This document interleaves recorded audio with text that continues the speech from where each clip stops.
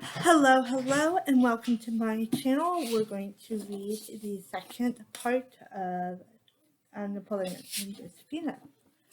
So let's do this. These are the first of the letters to Josephine, the honeymoon letters, the letters of delirium, the letters from Italy, as they have been variously titled. I want to eat something.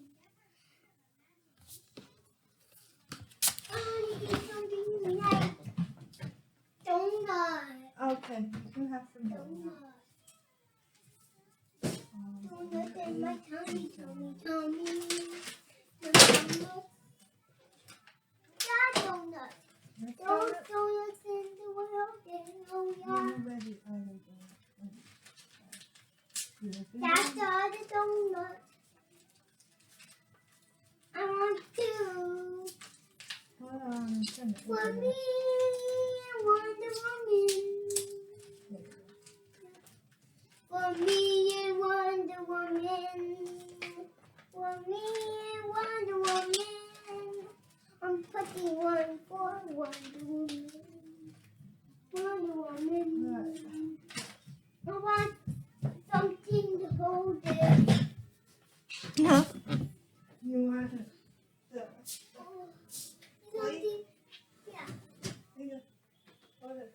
For 9 donuts and 1 woman. Yeah. Alright, let's start this over. They have been variously. Huh? You're good. They have been variously titled The Immortal Love Letters of the Italian Campaign, the first crucial military exploit of Napoleonic epic. The letters like the man himself. Yeah, are extraordinary. Where's your chair? Move my chair. Oh. Oh my god. I'm trying to read, Bobby. Ow. You can't have these pieces on the floor. Okay? I want to lose them.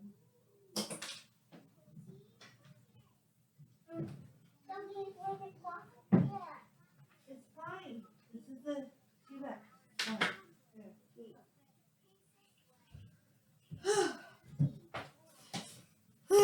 Looks like I cannot film today. Oh, maybe just kind of put them up. Okay. Where am I? They are transfixed to the heat. The sentiment is as original, as vivid, and incandescent as first love. Yet this is not just any love, man. Any young man in love. This is the expression of a formidable intelligence, of a personality so powerful as to dominate the country, of an imagination so vast as to sweep and awe the world. The letters are moreover lyrical, rich in imagery, stirring to the scenes in the imagination. Almost one must stop and remind oneself that they are not from the pen of a poet, of a Bryant, a hero, a Browning, but from that of a military scientist, a general of the armies Bonaparte. Yet neither should be that considered too surprising. Did not the man live out a chanson de geste, compose his years into an epic poem of action on erotica, brilliant improvisations upon the classical themes of strategy and logic? If the substance of the letters are powerful and compelling, the grammar and the structure are original, unorthodox, sometimes to the point of incoherence. Sentences disjointed, phrases fragmented, words isolated and marooned in space as if the pen could not keep pace with the tidal waves of emotion, with the lightning flash trains of thought that drove it flashing and spluttering across the page into blots and blobs of ink further to complicate the decrypting of negotiably illegal Napoleonic script. The despair of secrecies and correspondence during his lifetime, as it is of researchers and historians more than a century after his death. These messages from the commander-in-chief of the army of Italy were scrawled at his camp table upon his map box by the light of bivouac fires along the Po, the Adda, the Gage, in the Alps, in the Lingana Hills, across the plains of Lombardy, and the Papal States, in the marshes of Venada, or by the candlelight in his tent, um, pitched beside the bridge at Arcole or Lodi, before the walls of a Castiglione or a Rivadi, places names better known today by Paris street signs than by a map of Italy, scrawled if not in the din of battle, then in the after stillness, and they were sent off on the gallop by courier, by his 1,001 kisses, traveling no less swiftly to Josephina than did his victory bulletins to the 5 directors who governed France in that period, following the Revolutionary Terror. Daily or nightly, or twice in every 24 hours, the general wrote to his wife in Paris, or oftener still, to judge by those letters, too foolish to send, with which he wrote her later. His pockets were stuffed. They wrote at least twice a day. We know from the reproach he gave for her for her neglected as a correspondent. Huh? More 2 donuts. All right, I'll get the donut back down. And you can eat whatever you want. Here you go. Why did we come back? Because you're asking and I can't go back and forth. And by these two foolish, okay. If you loved me, you would write me twice daily. Of all the letters written in these months of their separation during the Italian campaign, only 42 had come to light. The rest were lost, misplaced or prolonged, or subsequent and suppressed in accordance with the policy traditional to the Bohemians and Bonaparte families and their descendants to this day. Josephina's daughter, Horacetti de Bohemians, in 1833, reluctantly published a collection of Napoleon letters to her mother, releasing them at the time only because copies of the original were beginning to appear in other publications. But all she held back all those written prior to Josephina's arrival in Milton in July 1796, as if thus could be held back all evidence of the bride's reluctance to join her husband on that Italian honeymoon. The letters comprise a documentation unique, to use a favorite word of Napoleon's, in recorded history. No papier, no parchment of such intimate revelation exists among the annals of an Alexandria. A Caesar on it, or a Charlemagne. Napoleon's triad of personal heroes. This documentation provides a glimpse of the man of genius, the enigma of modern European history, in what is perhaps the sole unguarded moment of his life. There is this one glimpse and no more. Henceforth, Napoleon will be, in his every deed and word, supremely conscious of the ages. He will deliberately assume and hold a prose for posterity. He will never again reveal himself, his secret inner self, as he will never again wholly open his heart, never again enter into the unreserved, intimate communion with another, with any other living creature. The honeymoon letters are further significant that they reveal the essence of the relationship between Napoleon and his immortal wife, and chart the course of that tempestuous quadratic love affair. In no other record of their romance have been preserved. These letters, written in the months immediately after their marriage, would serve as an outline from which the story might be reconstructed. All the seeds of doubt, of jealousy, of suspicion, of the basic conflict between them are implicit. If no one of these scores biographies of Josephina, and no one of her husband's portraits and statues have survived. Her image would here emerge in these epistle sonnets from her husband, her lover, the incomparable Josephina, the beautiful, adored, the sweet and gentle, tender and kind, the beguiling, enchanting, and also obnoxiously the giddy, superficial and capricious, the inconsistent. Ah, Josephina, here she is caught up, held like a butterfly in resin, fossilized internal in the amber of his words.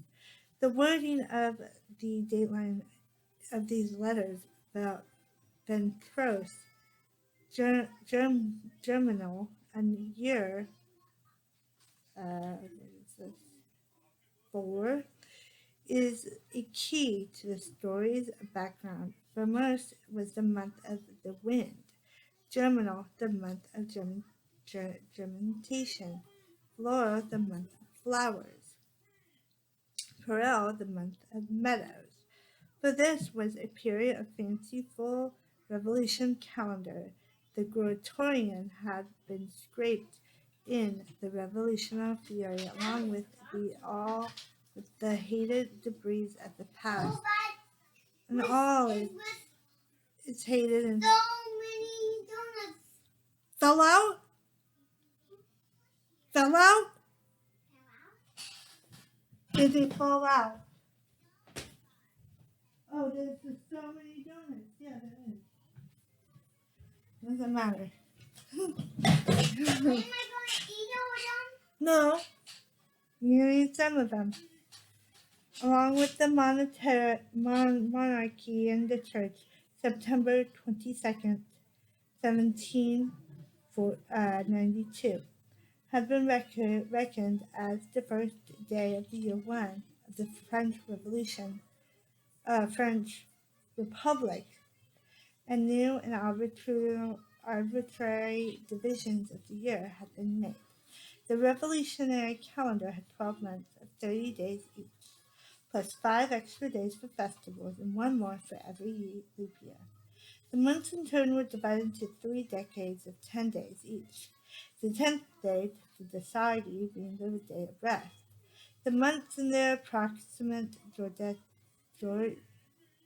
Gregorian equivalents were Valdemise, September 22nd to October 21st, Brumaire, October 22nd to November 20th, Frimaire, November 21st to December 20th,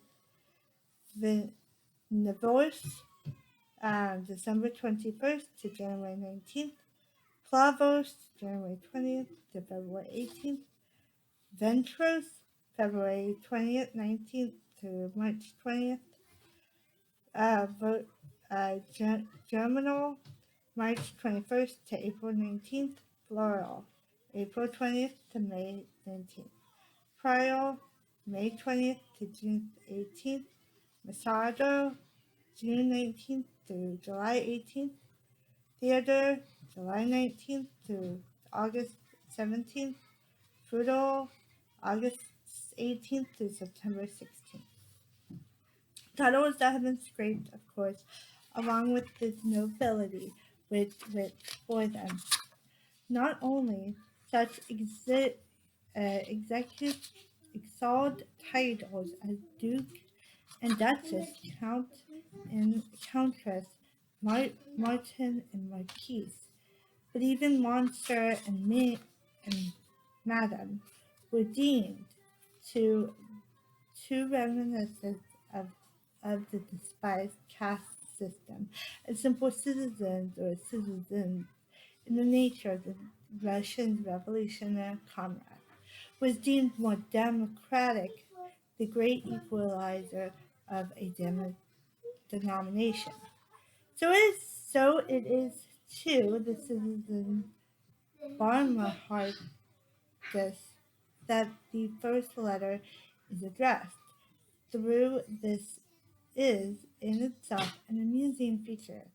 Here was so recent a bridegroom, the hasty, sketchy, casual civil marriage ceremony having been performed only 5 nights earlier on March 9th, that he was still addressing his bride by the name of her first husband, the Marquess de Harkness. The newlywed Bonaparte could count only 36 hours of marital bliss before the newly appointed commander-in-chief of the army of Italy was ordered south to headquarters on the Riviera. But this honeymoon was not a new one. The groom was no stranger to the delicacy brocade bourgeois of the bride, nor to her oval bedroom with its floor-to-ceiling mirrors multiplying embraces into infinity, for the citizens Bonaparte and General Bonaparte had become lovers a few weeks, possibly a few months before the wedding. By March 30th, the date of the second letter from Nice, the groom has finally remembered that a lawful wedded Josephine now bears his name, and the superscription reads, to the citizens Bonaparte, in care of the citizens Beauharnais. There is a second curious and amusing feature to be noted in the first and second letters. The first is signed Bonaparte, the second Bonaparte. Bonaparte. Oh, Bonaparte, the second Bonaparte. During the 2 weeks of the journey south to Nice, the U of the Italian Cruzan family name has been dropped. In the Gallicization appropriate to the commander of French forces. By April 3rd, General Bonaparte had led those forces out of Nice to Porto Morizo, a straggling tatter-demalion army of raw and nutritious recruits with which the struggling young French Republic would oppose the Austrian troops drawn up on France's Italian border, just as they had been obliged to oppose on every border during the past 2 years the superior forces of the combined powers of Europe. All the monarchs of the continent had hoped, by swarming this presumptuous new republican regime, to stem the tide of the 18th century national revolution movements, but they were concerned of King Kansas, Australian, Parisian, English, Spanish, all vainly commanding the wave of the future to reside. By April 4th, Napoleon and his army of Italy had reached the midway point between Nice and Genova on that crescent of Mediterranean literal known today as Roberta della Flori, the Roberta of Flowers. He headed this letter to Josephina on April 7th, 18 Germinal from Albania. I have just received a letter in which you have to interrupt. You say to go in the country, and after that you assume a tone of jealousy, jealous of me here, burdened down with military affairs and fatigue. Oh, my darling, but I am being unreasonable. In the springtime, the countryside is beautiful, and besides, your 19-year-old lover was there, no doubt. How should I expect you to waste an instant more than necessity on a chore of letter writing to one who, separated from you by 300 leagues, lives only, exists only, finds his only joy in the memory of you, who reads your letters as ravenously as the hunter devours his favorite dishes after 6 hours in a saddle. I am dissatisfied. Your last letter is as cold as friendship. I could find there no trace of that fire which can light up your eyes, and which I have thought sometimes to see shining there. But what inconsistency on my part! I complained that your last letter worked havoc to my soul, disturbed my sleep, accused my senses. I said I wanted colder letters, but they bring me the chill of death, the fear of not being loved by Josephina, the thought of finding her inconsistent, the idea of I am conjuring up troubles for myself. And if there are not real ones enough already, I must add to my own misery. You could not have inspired me to infinite love unless you felt it too. With your soul, with thoughts in a mind like yours, it is impossible to believe that in response to my total surrender and devotion, you could deal me immortal blow, a token from a unique life and a victory from faith. These are my fondest wishes. A kiss below your breast and lower still. The Italian letter. From headquarters to Carew, April 24th. To my sweetheart, I've received your letters by the 16th and the 21st. You let many days go by without writing to me. What then are you doing? No, my dearest, I am not jealous, but sometimes anxious. Come quickly, soon to join me. I warn you, if you delay longer, you will find me ill. These fatigues and your absence, the two together, are more than I can bear. Your letters constitute the happiness of my days, but my happy days are few. Junot, Junot, Junot is Colonel Abdur Junot, Napoleon's first aide de camp, later General Junot and Duke de Bracies, is bringing 22 flags to Paris. You are to come back with him, do you understand? He is not to return without you. Inconsolable sorrow, irremediable misfortune, were I to see him return alone. My darling, he will see you and breathe the air within your shrine. Perhaps you will even accord him the unique and inestimable favor of a kiss upon your cheek, while I am still alone and far, far away. But you will return with him, will you not? You will be here by my side against my heart, in my arms close to my lips. Take wings and fly, come, but travel carefully. The roads are bad, long, wearisome. Should your carriage overturn, should you be harmed or fatigued, come carefully, my beloved, but keep in constant touch with me in thought. A kiss upon your heart, a little lower and a lower and another lower still, far lower, N.B. I do not know whether you are in need of money, but you have never spoken to me of your business affairs. Should you have need of it, you are to go to my brother, who has 200 Louis belonging to me. B. If there is anyone to whom you want a position with Darnie, you may send him to me, and I will place him. And here is another letter right here. It says, I am to my sweetheart. Napoleon's letter to Josephine from his headquarters at Keary. The second and third paragraphs are translated on page 23, which we just read. The first paragraph concerns Napoleon's brother, who is to deliver the letter to Josephine.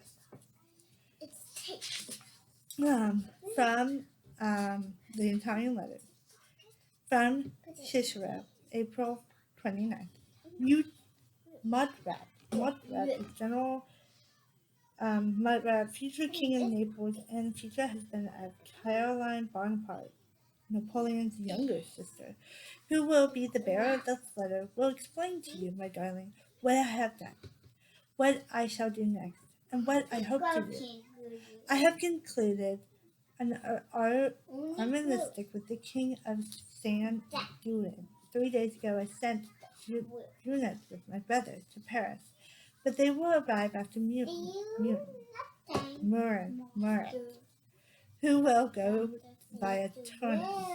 I wrote to you by Junet to set out with him upon his return and come here to join me.